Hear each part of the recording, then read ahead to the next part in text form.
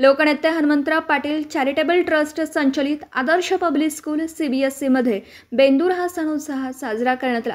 या निमित्ताने प्रशालेमध्ये प्रतिकात्मक बैलजोडींचं पूजन प्रशालेचे प्राचार्य लतीफ मणेर यांच्या हस्ते करण्यात आले।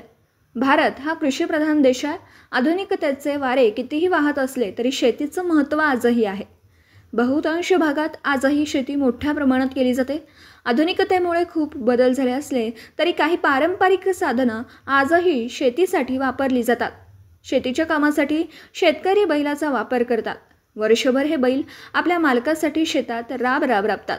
म्हणून आपल्या बैलांच्या या अपार कष्टाची जाणीव ठेवून त्यांच्याप्रती कृतज्ञता व्यक्त करण्यासाठी व मुक्या प्राण्यांच्या भावना आपल्या विद्यार्थी मित्रांना कळविण्यासाठी आज प्रशालेमध्ये बेंदूर हा सण अगदी उत्साहात साजरा करतात, असं प्रतिपादन प्रशालेचे प्राचार्य लतीफ मणेर यांनी केलं।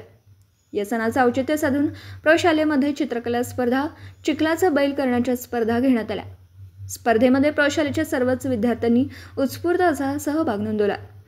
संस्थेचे संस्थापक अध्यक्ष ॲडव्होकेट सदाशिवराव भाऊ पाटील, संस्थेचे अध्यक्ष शिवाजी विद्यापीठाचे सिनेट सदस्य आणि सांगली जिल्हा नियोजन मंडळाचे सदस्य ॲडव्होकेट वैभवदादा पाटील यांनी सर्वांना बेंदूर या सणाच्या मनापासून शुभेच्छा दिल्या।